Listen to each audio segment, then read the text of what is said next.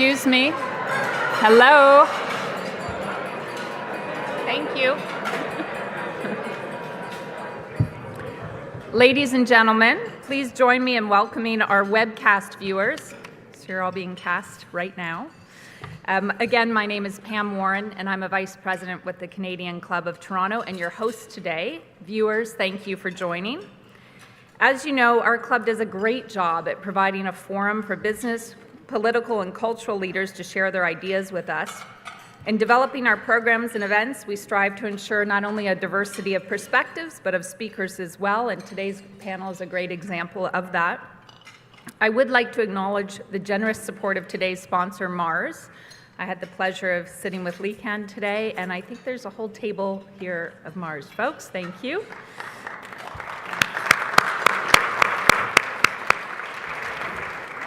I'd also like to recognize the youth and young leaders who have joined us today from Ryerson University. Thanks to DMZ. Where are you? The Rotman School of Management and C.W. Jeffries Collegiate Institute, who are also in attendance. Welcome and thank you for attending. Before we begin, I just wanted to share some highlights of upcoming events.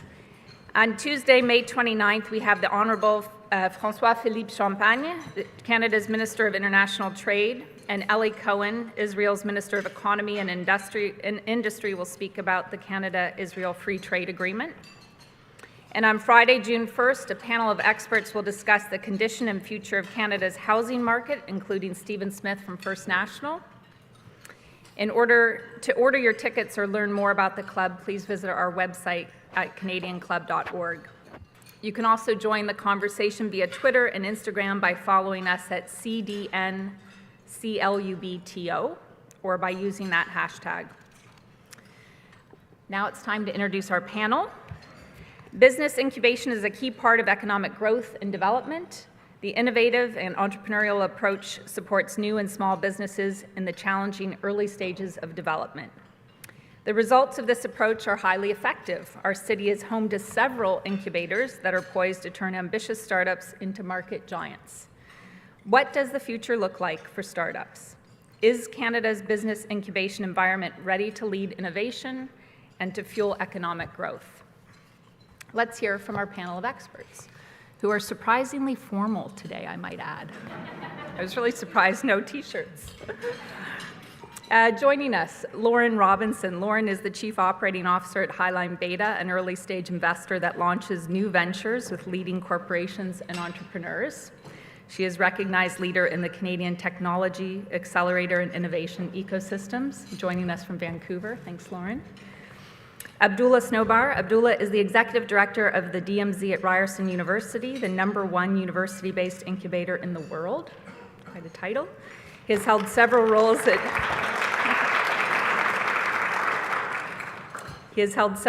at Ted Rogers School of Management at Ryerson, the Canadian Armed Forces, and major hotel chains.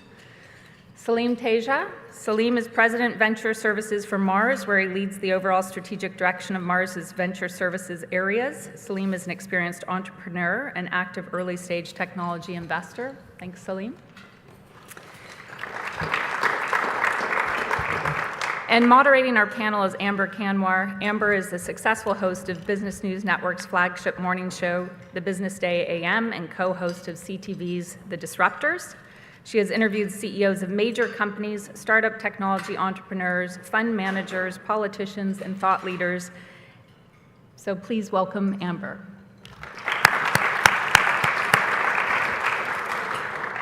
And guests, please don't forget to use the cards provided to ask panelists questions, and you'll see folks coming around the room to collect those if you have them ready. Just give them a little wave. Amber, it's my pleasure to turn the Canadian Club of Toronto podium over to you. Thank you. Thank you to everybody for being here today and for the Canadian Club for hosting. Today we, as Pam said, we are honored to have people who know the incubation space in Canada inside and out.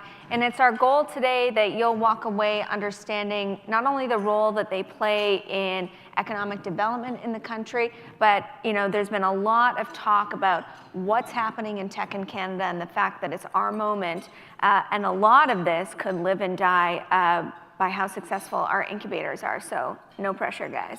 It's all on you. So let's talk about that notion that there is something very exciting happening in Canada. It's not really a new notion because we've been talking about it for a while, but the momentum is building up.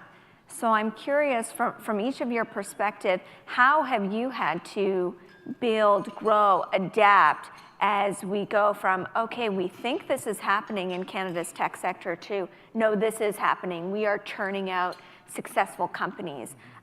What do you have to do to adapt? Salim, I'll start with you. Yeah, so we've really seen the innovation ecosystem or community evolve over the last 5 or 10 years. It used to be that our focus was really on helping to start very early stage companies at that early product stage or early idea validation stage.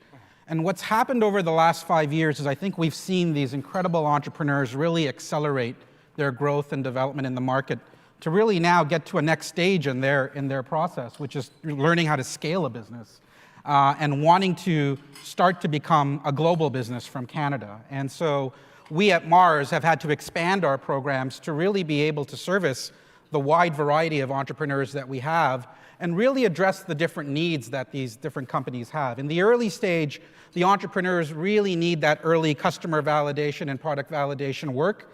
And there's programs and content and mentorship that we can do to really provide that. But in the later stage, our companies really need access to customers, capital, and talent. And they need that all both locally, nationally, and globally. And so our program at Mars, we have really had to expand our program and really take much more of a global perspective as we're trying to meet the needs of these emerging entrepreneurs. And Lauren, are you finding, are the dollars there for that? Well, I'll just follow on what Salim is saying, because I think the indication of talent, capital, and a focus around customers and really getting that early traction is an important point and something to highlight in terms of even if you are from the corporate side, how you are connecting with startups. Within our model, we've run a number of different accelerator models, funded over 60 companies across Canada, and saw with earlier models that the model to support founders and startups actually had to evolve like the startups that we're supporting ourselves. And I think that's a key theme among all three of us in how the model has shifted.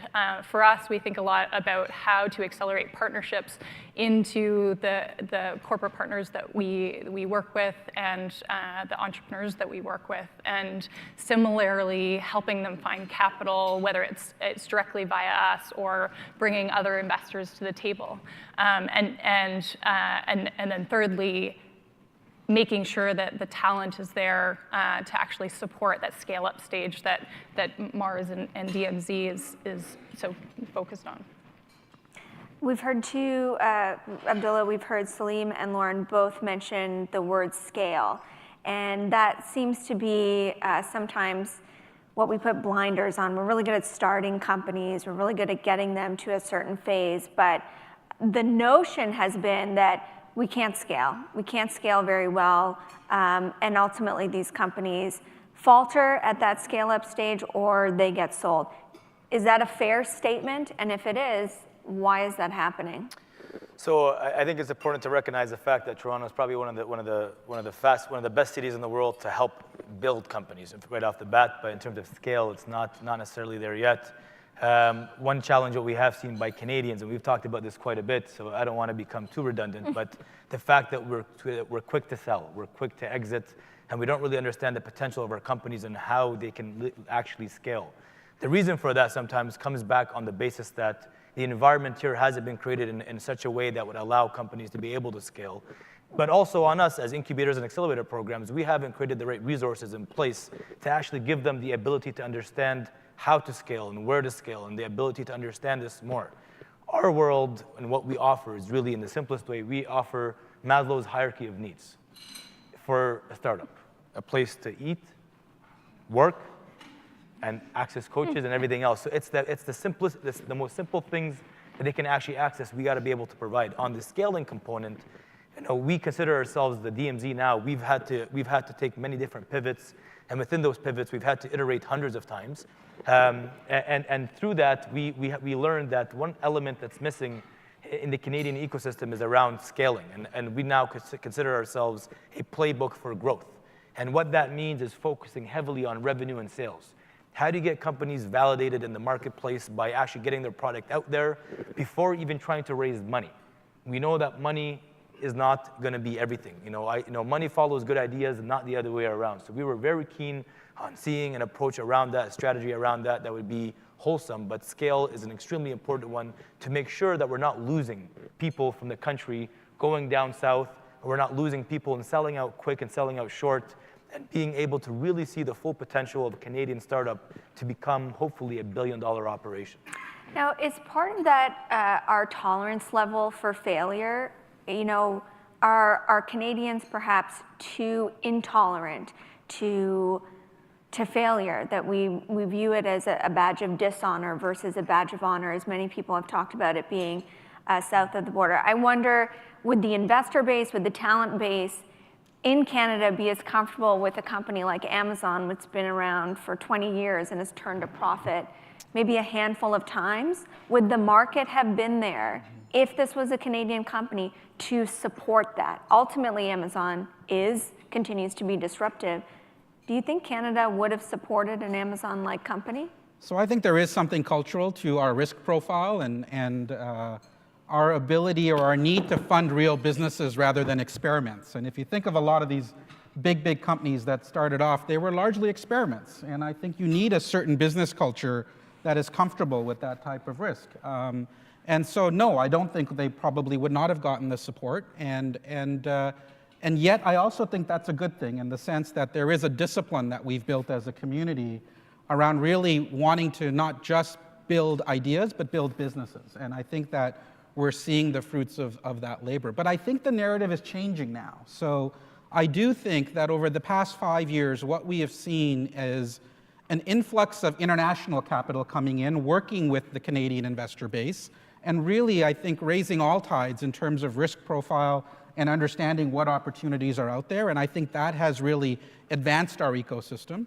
I think we've seen now international corporates coming into the market. They've identified Toronto as a city that they need to be at to regularly scout new companies and new technologies, to do pilots, proof of concepts, and licensing deals. And so the awareness of the city from a customer standpoint is growing. And for the first time ever, we're starting to see talent wanting to move south to north.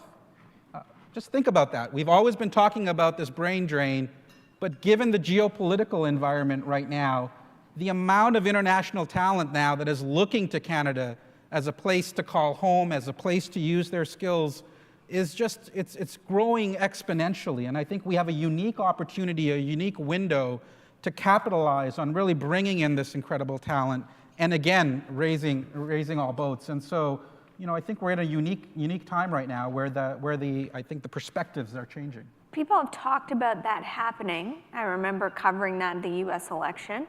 Is it happening, Abdullah? So let me just kind of paint some perspective on a few things. First and foremost, 10 years ago, a decade ago almost, none of this really existed. Now you look at the ecosystem to lay in the landscape in Canada, almost every university in every city has multiple incubators, multiple accelerator programs, an influx of people that want to build startups and kind of become entrepreneurs. In some cases, we look at it as being credible. In some cases, we try to call it, and not call it too deep, but it's called entrepreneurship theater. People just want to get in for the title and not so much for the actual work. So we try to differentiate between these things as well. All that to say, it's important to recognize that we have come a long way. We have done incredible things, but it's just a time, it's just a moment. And this can come and it can go very quickly. My true belief, and we've been meeting and we've been spending a lot of time in the States, it's not, and nobody likes to hear this, it's not as bad as people make it out to be sometimes. And this is really something that I actually truly believe. For Americans in the States, if you think about what the administration is doing there today, their complete policy is really around giving more access and opportunity and resources to companies in America. So you have to think about that for a second. We're not, the competition isn't going to leave America to come to Canada because they're actually being given more resources and more incentives to stay because they're growing the companies from within.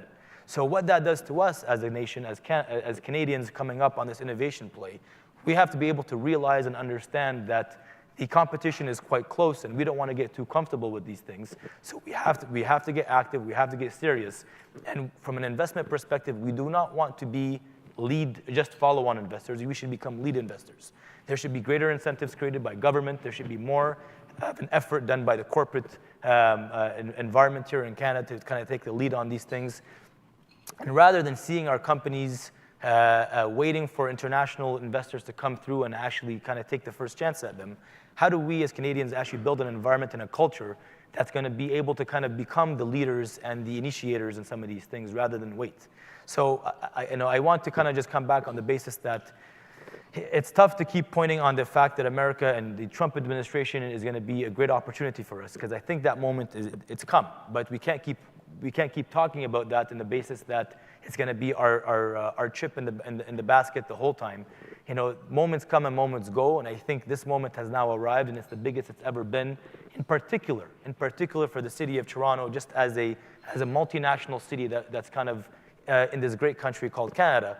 So how do we really build on this and make something useful of it? How do we really take the opportunity and turn it into something substantial? How do we turn a nation to become an innovation nation that's going to become substantial in its way, in its future, in its youth, and being able to invest in that? So, I look at all these different fronts, but I look at America as not being it's not the opportunity for us. Rather, Canada is the opportunity in itself, and how do we leverage that is the important question. Yeah, and I'll echo both of your points, but also add a different perspective around something called the Startup Visa Program, which is something that I've personally worked on, as well as Highline Beta being one of the initial designated organizations. And for those of you who don't know, it's an expedited immigration program for international entrepreneurs. Which was piloted by the federal government, now is becoming a permanent program.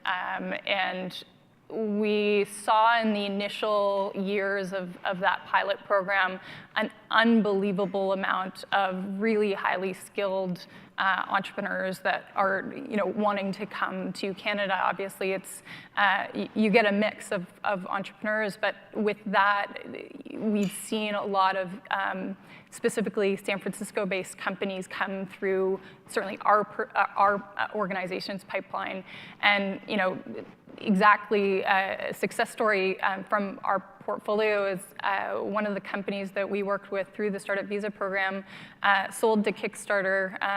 They were a San Francisco-based company, South African entrepreneurs who had a really hard time staying in San Francisco, Stanford grads.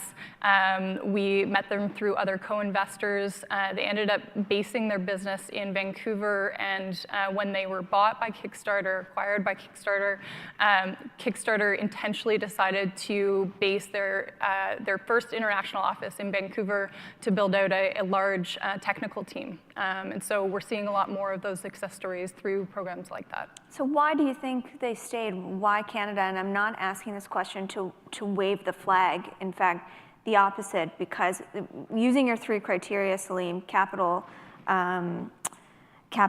talent, and customers, the US has the capital, the US has the customers. Canada has the talent, but you can pay them more in the US. And in fact, you see sometimes government officials in this country advertising, well, you can find the talent here and actually pay them less, which I don't think is what the tech ecosystem wants. Right. So why Canada? What is the competitive advantage? Because I just counted 3 strikes against us. Listen, I think that it all starts with talent. So every company that I talk to, whether it's a venture or a corporate, is coming here because of the unique talent they perceive us to have in certain specialization areas. In our case, we see a lot of talent development happening right now in the AI and machine learning space, in the cybersecurity space, in the life sciences space. This is talent that's considered to be world-class. So they're choosing Toronto and Canada amongst a number of different options in the world, and are coming here because they view us as having world-class talent. And so I believe that it all starts and ends with talent, and that makes it a requirement for us to continue to develop talent so that we don't run up against a bit of a brick wall? How do we make sure that we're developing the right talent in science and technology, in some of the liberal arts, to really fuel the kind of entrepreneurial innovation activity that we need to really drive and fulfill the demand of all of these different partners coming in? I think then capital and customers will follow, but it all, to me, starts with talent. Lauren, do you agree? I mean, I think there's, I'll play a little bit of devil's advocate. Of course, talent is the key, and any investor, when you're looking at selecting a company for investment, the founders of the company and the talent that's behind that is the first thing that we look at in terms of the companies that we support. So I won't disagree on that, but I think Canada is a really unique opportunity because there's a lot that isn't talked about internationally. We're doing a lot better job about talking about some of the success stories, but there's many that go completely unnoticed. You might not know that Plenty of Fish sold to Match.com for $500 million in Vancouver, and no one talks about that story. And there's other success stories that are happening in some of the smaller ecosystems that we're not talking about necessarily. And so I think, yes, talent, but I think there's other parts around some of the successes that we've had that are attracting founders and entrepreneurs to just, well, better places to live, and some of the economic and kind of political landscape that we have in Canada. So I always thought the number one reason for people to come here was for Drake. It's a bit different there, but you know, Amber, you and I talked about this a little while ago, and I said two things that I think that's actually missing for us in this country that would actually make it the best is, number one, more focus on innovation and education. And we have people from C.W. Jeffries here, I just spoke to, who are incredible examples of what we can become as a country. They just told me about how they went to the DMZ last week and they pitched a business about being able to maybe make sure that you can heat your drinks on the go or even cool your drinks on the go without having to wait in your kitchen to do so. So thank you for saving time for all of us Canadians, because you know how hard we actually all work. But that being said, there's got to be two things: more focus on innovation and education. And the second thing I'd always say was that we're not doing a good enough at marketing ourselves. And I think you touched on this a little bit right now. I actually take that comment back a little bit on the basis that, you know, I don't know if it's Rob Ford or if it was, you know, Drake or if it's the Maple Leafs, but the name of Toronto has really become something substantial. It's becoming a much more known entity internationally. People understand that Toronto does have talent. We have incredible institutions and academic institutions. We have good corporate backing. We have a stable government. We have a diverse nation of people and individuals and thought, acceptance, pluralism, and everything else around it. So it comes back to the idea is now, how do we actually make sure that we take all these good ingredients, leverage it in a way that it can help us accelerate our own growth, but forget about everybody else? And I think the third factor that I speak about right now, we have to become, you know, and I hate to say this, but a bit less Canadian. And what I mean by that, if you give me a second, what I mean by that, we cannot be taking every single piece of resource that we have and trying to spread it across to every single individual that we know. There are some entities that are good at doing that. But if I had $10 and I see 3 people in front of me, and I know that I can give $7 to an individual that can probably take this $7 and turn it into $100, and then come back and give those others a chance to try as well, then that's what I want to do. Or even a different example in our world, I'd probably put it, we're all aiming towards the hill. We're all running towards this big hill, and there's a carrot at the end of the hill. We're all climbing this hill as incubators and accelerator programs, trying to help our companies and our startups out to become multi-billion-dollar corporations. But as soon as one falls and kind of tumbles back, we all stop and we all got to go back with them. So what ends up happening, the point of the story is that none of us actually ever make it over the hill to get the carrot. So we all end up with the stick. So the challenge behind that is, how do we actually, as a country, start looking at doubling down on the winners? And the harshest term of it, how do we start feeding the winners and starving the losers? How do we start making sure that we can double down on areas as incubators? This is our world, by the way. I'm not talking about all the other spaces. How do we start taking what we have and making sure that what we're giving, the resources that we're putting into our talent, into the people that will make this country bring on new Amazons, new Googles, new Airbnbs, it doesn't matter what it is, but Canadian born and bred are being focused and supported from the get-go. And in some cases where we do want to spread the wealth, there are some incredible organizations right at home that are able to do that in supporting our talent. And one example is the Ontario Trillium Foundation, the largest grant providing organization in this country. And what they're doing is giving access, empowerment to build communities. And it's quite incredible to see what they're doing. And that's their job, is to be able to spread far and wide. And then it comes back to us to be able to focus. Name of the game has got to be focus. I'm just going to agree with that. But like, I couldn't agree more on the double down on winners. And I think back to the culture perspective on, are we too nice as Canadians? I think I was remembering back as I was thinking about this panel to a panel that I was on for Startup Canada in 2015. And we were talking about how does Canada's innovation ecosystem evolve? And I remember talking about, we need to triple down on the winners. Yeah. We need to quadruple down on the winners. But I think within the accelerator incubator landscape, there's something like 140 models in Canada. Wow. And I think something that I'm seeing and have seen both through my role in Highline Beta and also on the board of the National Angel Capital Organization that supports angel accelerators and incubators is there is so much duplication and noise for entrepreneurs that are wondering, where do I go to get support?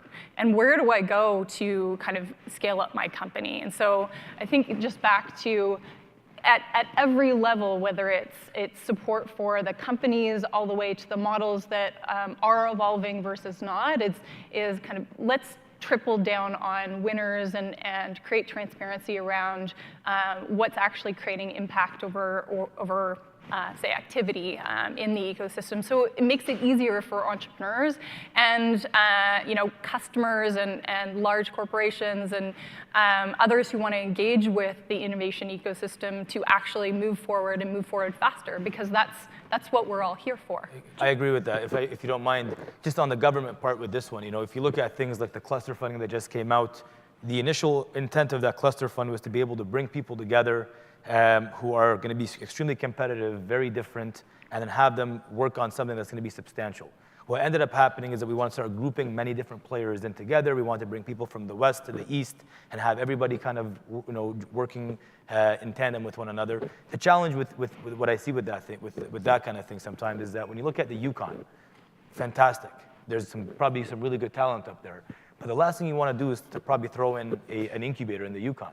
The environment is not conducive to create customers and access to capital and everything else. So how do you build, in each particular area, whether it's in Ontario, whether it's in Saskatchewan, whether it's in Vancouver, BC, how do you build an environment where people are actually able to leverage their strengths, that we can actually look at talent as a development angle there, and then from there you bring them into an environment where they can actually take those skill sets and drive it forward.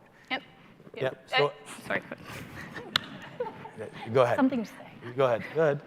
I think there's more collaboration happening, but there can be more. Yeah, and I don't want to sound like the pessimist here, please, guys. But it's got to be meaningful collaboration as well. Yep. It can't just be collaboration for the sake of collaboration. We got to be able to collaborate on understanding that there's going to be some sort of impact and outcome that will be driven by that fact as well. So when I look at sometimes government's approach to things, I understand why they do it. But if government sometimes as the leading resource kind of provider in some cases, not for us, but in many other situations, if they're providing these resources to the forefront of these innovation players, they got to also be able to say, we're going to be giving this to you folks because we understand that there'll be an opportunity to double down on the idea that this will probably go much further than where it is today. So maybe if I can provide a bit of a different perspective, I think what's happened over the last 5 or 10 years is we're all, even government and different stakeholders, get really excited about the concept of entrepreneurship. And entrepreneurship really means 2 different things in my perspective. There's the process of growing and building a business in order to have economic development impact. And I think that a lot of us do a lot of that work.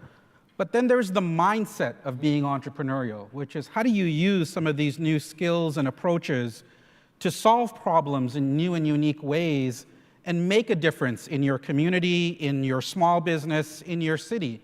And I think for the longest time, we've mixed these two concepts up. And I think our goals and objectives have been a bit watered down as we start to lose direction on what our real goal and mandate is. I think we're getting smarter now in really starting to separate these two activities. There is a model to drive entrepreneurship that should be focused on economic development, and it should be focused on how quickly can you grow revenue, create jobs, and build global businesses from Canada, which is separate from how do we use all of these new skill sets that we have and tools, and how do we empower organizations that are out there to really create the workforce of the future. And I think that we're starting to see a lot of these great programs and institutions emerge, and I think that's very healthy. But what it's done for us is relieved us of trying to solve everyone's problems. I think incubators and accelerators were thought of as the one-shop-fits-all solution for entrepreneurship, and we can't be that. We have finite resources. The world is becoming all about specialization now, not about generalists. We have to make choices, and we have to double down on areas. And yet, at the same time, I think we would all agree that we need to make sure that we're creating the right kind of innovation community that we want, one that focuses on diversity and inclusion, one that doesn't leave people behind, people who feel overwhelmed by this pace of change that's happening, and they're starting to feel anxiety around being left back, or how do they participate? And I think we as a society need to think about all of these different variables as we're thinking about how we become more entrepreneurial. And so hopefully we get a bit more specificity around our objectives and our goals. We have a lot of amazing questions from the audience, and I want to get to those. One of them center around the word incubation. I mean, the definition of it is, trying to keep something fragile alive in a warm, cozy space. But given that we need to, learn to be comfortable with failure, I think somebody actually used the term fail fast, fail early, and do that. As incubators, how do you do that? Do you measure that? What's your churn rate? When do you know it's time to cut something loose? Maybe we'll just quickly go down the line, and then I'll get through these questions. Go ahead.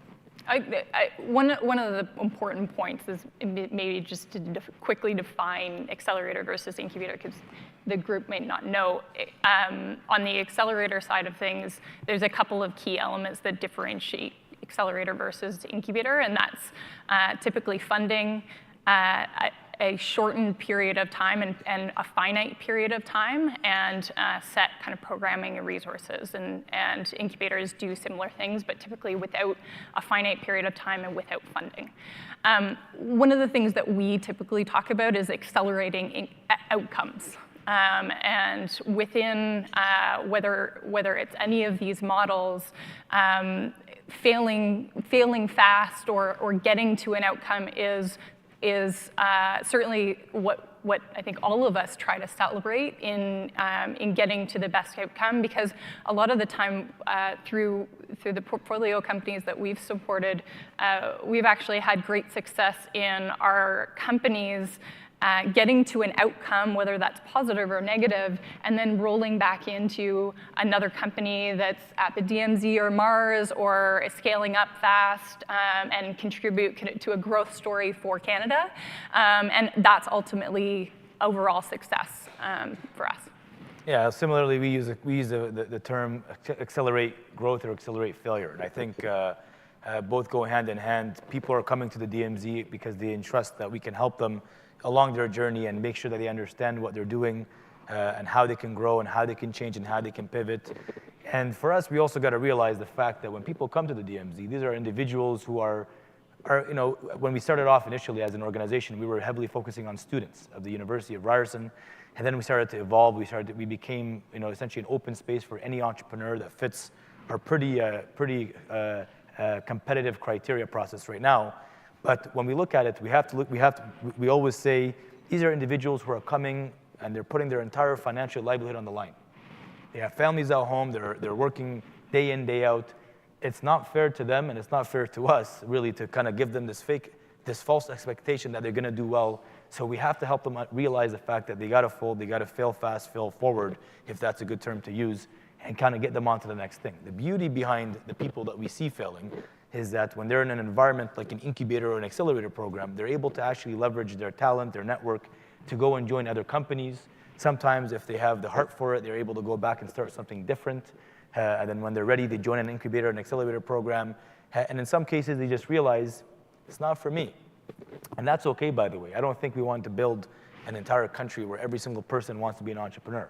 You know, it'd be a disaster if that was the case. You still need people to work in some cases in corporate. So it's good for people to take a chance sometimes and just figure out that we want to go learn more about this entrepreneurship world, not the mindset, rather the actual, the building of an actual business. And if it doesn't work, like it didn't for me, as an example, I tried building a company focusing on group buying back in 2010, and it was a horrible disaster. So I got out of that, and here I am today helping entrepreneurs now trying to build their companies. But it's a story, and these are the realities of things as well. And one of the things just to add is I think even accelerating outcomes into taking entrepreneurial skills and mindset into larger organizations, we're seeing more and more important as we build out the full innovation ecosystem. So from very small company all the way to some of the largest companies in Canada, I think that's really important as well. And I would agree with all the comments. I think the concept of efficiently testing and building and learning, I think, is important for every entrepreneur to understand how to do and really validate their thoughts. I think we at Mars have to take a bit more of a nuanced approach because we are also working with science-based entrepreneurs. So folks in the health and life sciences space or the clean tech space where it's not easy to fail fast. You're not going to learn anything in 2 months or 3 months. Yeah. And so it is a longer process for company building, and we have to take that into account as we work with the different communities that are involved in our company building process. Okay, one of the other questions, there's been a lot of talk about Amazon's second headquarters in Toronto. As incubators, how do you think about that? Is that good or bad? Do you worry that might put a chill on entrepreneurship? I could risk everything, or I can get a nice 6-figure job at Amazon. Should we take a vote, like thumbs up, Thumbs down up, at the thumbs same down, time? yeah. And one sentence, why? Here, this is my vote right off the bat. Yeah, That's down? So That's clearly, a side thumb. you'll have. I don't know what I'm to a do with that. I'm like side, like kind of like yeah. Okay, why? I'm not crazy about it actually. And maybe I'll start off with this one. I'm very opinionated about the Amazon piece, and I think coming to the city of Toronto and them really putting out this extremely smart and very strategic bid to look at which cities want to come in. Toronto, I think, did a really good job, first of all, in being able to get itself out there on the map, being one of the only non-American city out of 20 cities that were actually shortlisted to be considered for the HQ2 for Amazon. That being said, my thoughts around Amazon coming to this great city called Toronto, where we are in our moment. One of our biggest assets is our talent. One of the most trending and growing sectors is the tech sector. Incubators are growing faster than ever before, and the thing that we're striving and hungry for most is talent still. So how do you expect to bring on a multinational corporation that's worth billions of dollars, bring them to a place like the city of Toronto, and they want to create 50,000 new jobs? I have no idea when they want to roll them out, but they want to roll them out. 50,000 new jobs, and they want to start giving these folks beautiful, hefty, fat salaries that startups just can't actually afford right now. And you want us to compete. Now, I'm not saying competition is not good. As a matter of fact, I actually promote competition. But the last thing you got to do is to give a carte blanche to Amazon to come to the city of Toronto to try to open up their shop here and take away all the great Canadian talent that should have been left here in Canada to build the next Amazon. So imagine this: we're actually going to be giving up all of our talent to build it in Amazon, but losing it. And this is a contentious point, but I know half the room probably disagrees. And the other half probably doesn't know, and maybe a small portion actually agrees. But it's important to consider the fact that Amazon isn't going to be just all good stories for us. It's not about building out good stories and a PR and a picture and everything else. It's about driving impact. It's about building the next unicorn. I dare anybody in this room to name 10 unicorns that were built over the past 2 years in Canada. It's hard to, first of all, there isn't 10. And it's just hard to even get the first few rolling off your tongue. So thinking about these things, Amazon it can be a good driver and it can be a good player, but we have to think about the fact that our biggest asset, to Salim's point, is talent. And if we start giving that away, then we've actually given away our entire ecosystem in being able to build it. You And had a thumbs up, I'm going to hand it over to Salim now, and I'll come back after. And I'm going to take the counter perspective. I think that if we want to be a world-class city and compete against other world-class cities in the world, we have to attract opportunities to us. And is it going to cause a talent crunch, a space crunch, a capital crunch? Yes. But if we actually want to compete globally in the world, I think we have to figure out how we're going to solve these challenges to become a region where we can attract these kinds of opportunities. You know, when I spend time in Tel Aviv, when I spend time in London, when I spend time in San Francisco or New York, they're not complaining about all the big companies coming in, sucking up all the resources and leaving nothing for the startups. They're all finding a way to make it work. And what they're finding often is that these large corporates come in, they scale up an incredibly talented technical workforce who often get tired of working at these big companies and then become startups themselves. They join a startup, they start one themselves, and you start to create this really interesting cycle of talent, which I think is important for any innovation city to become part of. And I think that, you know, it doesn't just stop with Amazon. You should see the conversations we're in the middle of with other global corporates that want to come here and do big things. It's not going to stop. People are in love with Canada and with Toronto, and I think that if we can create jobs, if we can build technical capability for our amazing students and professionals that are in our sector, it's going to help us grow and compete globally. And so I think we have to stop being protectionist, and I think we have to consider how do we compete in this new world where borders are starting to mean less and less. Salim, if you don't mind. Personally, I'd rather stop being the source and be the destination at this point. And I think what's been happening far too much is that we've been seeing people and we've been offering up our talent as a way for people to be able to grow and scale their businesses, but we haven't been thinking about what's been happening on the ground in Canada. If I may, please.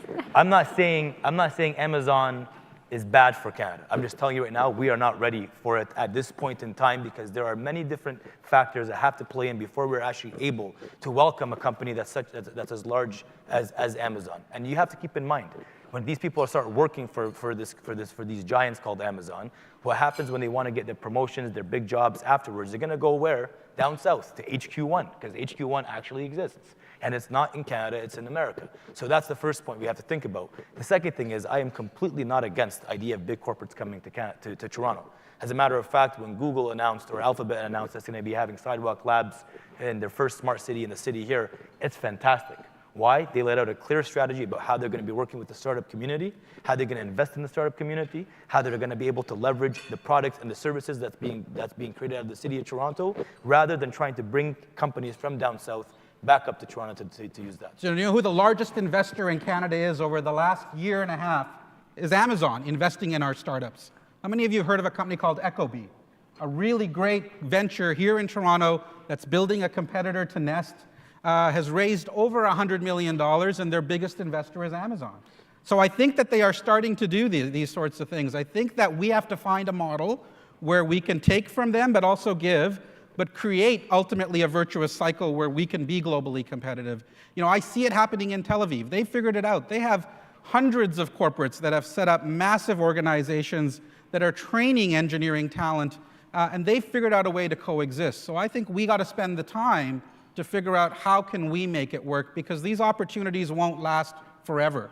And I think that what we've got to figure out is how do we stop being a sales and marketing office for a global company, and how do we become a key engineering and strategic destination for these organizations so that they're investing in the talent, they're investing in programs, and they're ultimately growing the ecosystem. Lauren's the tiebreaker. I'll just, the quick snapshot is, obviously you can see this is a multi-level and layer question and answer, and it's gonna be important to find what's the short-term impact and what's the longer-term impact. I think a lot of what Salim is saying around longer-term impact and cycle back into the ecosystem and into some of our growth stage companies is really important. But I think what Abdullah is saying around the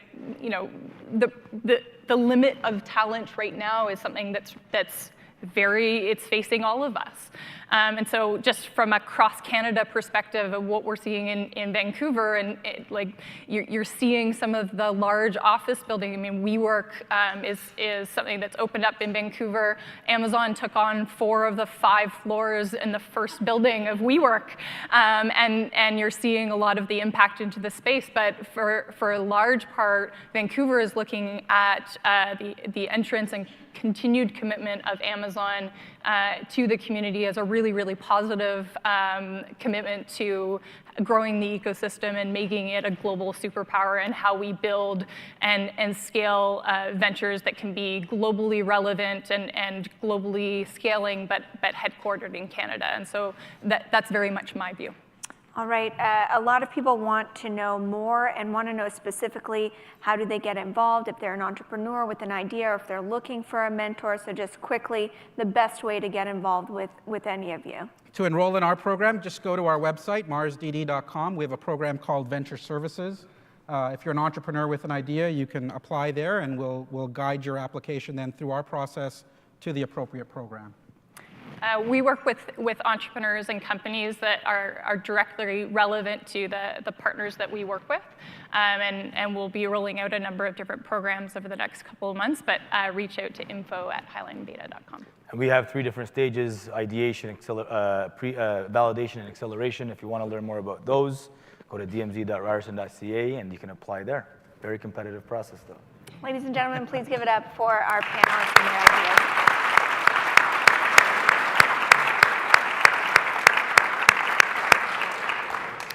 On behalf of the Canadian Club of Toronto, thank you for the passionate and rich conversation that we had today. I think everyone here will agree that the discussion on how to capture our moment in Toronto and in Canada was very rich and thought-provoking. Challenges of focus, commitment to outcomes, real collaboration, and how to scale with talent, a very scarce resource.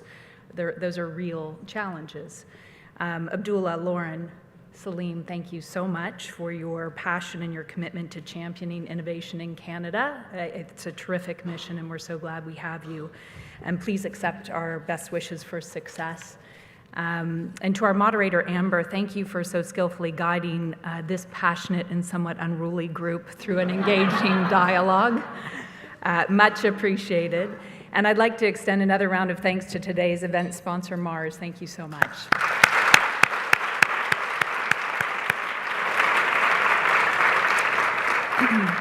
Finally, we'd like to thank MediaEvents.ca, Canada's online event space, and VVC for live streaming today's event. And to learn more about the club, please visit us at canadianclub.org. Thank you for attending, and look forward to seeing you again soon. Have a great afternoon, everyone.